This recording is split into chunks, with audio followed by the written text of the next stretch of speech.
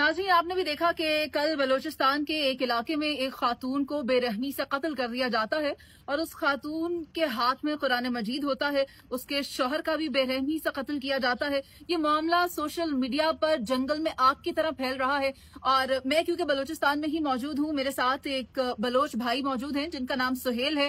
मैं चाहती हूँ कि सुहेल की जबानी जान सकें कि ये क्यों हुआ और क्या इससे पहले भी इस तरह के वाकयात होते रहते हैं। तो सुहेल बताइएगा। मैडम बहुत शुक्रिया। सबसे पहले ये जो वाकया है, ये वाकया कोयटा का एक इलाका है डगारी, जो डगारी ये अनावड़क की हदूद में आता है। वहाँ थोड़ा लाउड बोलेंगे आप? जी, ये वाकया अनावड़क के हदूद में है, वहाँ पे पेश आया और जिस तरह से हम वीडियो में देख रहे थे कि दर्दी से खातून को और एक मर्द को कत्ल किया गया। बलोची में बातें कर रही थी ना? जी बिल्कुल, बलोची में वो बातें कर रही थी। उस खातून के हाथ में कुरान मजीद था, तो लोग आवाज दे रहे थे कुरान मजीद उसके हाथ से पकड़ ले।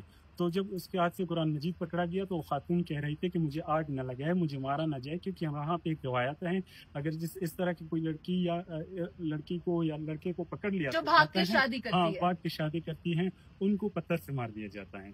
तो यहाँ पे वो इंडियन कल्चर आज भी है यहाँ पर। ये कबायली इलाकों में एक पुराना कल्चर ठीक है, यानी उसको आग लगाई जा सकती थी मगर उसने कहा मुझे आग ना लगाओ, मुझे गोली मारो। पत्थर से मारा जाता है।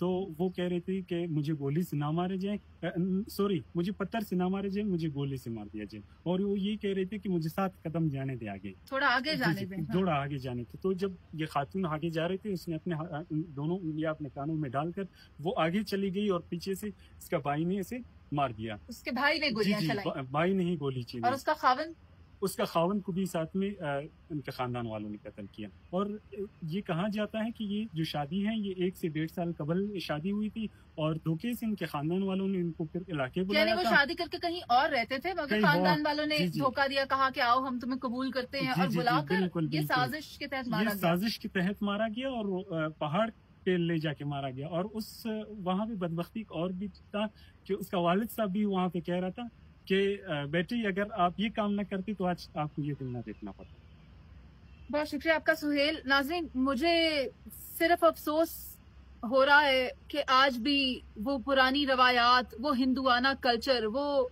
दौरे जाहिलियत जो अरब के वक्त पर हम देखा करते थे, जहाँ बेटी पैदा होती थी तो उसे जला दिया जाता था, मार दिया जाता था, जिंदा दफन कर दिया जाता था, वो आज भी एग्जिस्ट करता है। और अनफॉर्चुनेटली ये वाकया हमारी आंखों से गुजरा है, ये वाला तो गुजरा और इससे पहले कई ऐसे वाकयात हैं जो हमने नहीं देखे।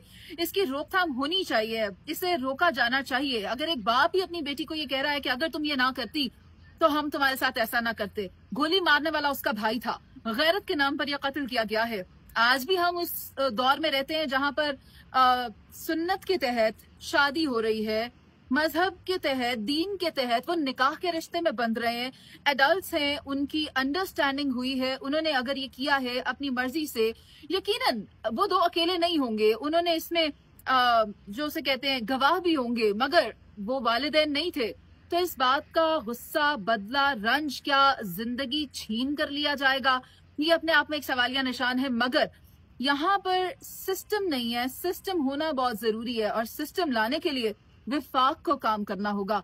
जब वहां पर चुनिंदा लोग नहीं बिठाए जाएंगे, अवाम के वोट से लोग आएंगे, तो फिर ही हम कह सकते हैं कि सिस्टम ठीक हो सकता है, वरना इस तरह के कत्ल तो कई होते हैं मगर सामने नहीं आते।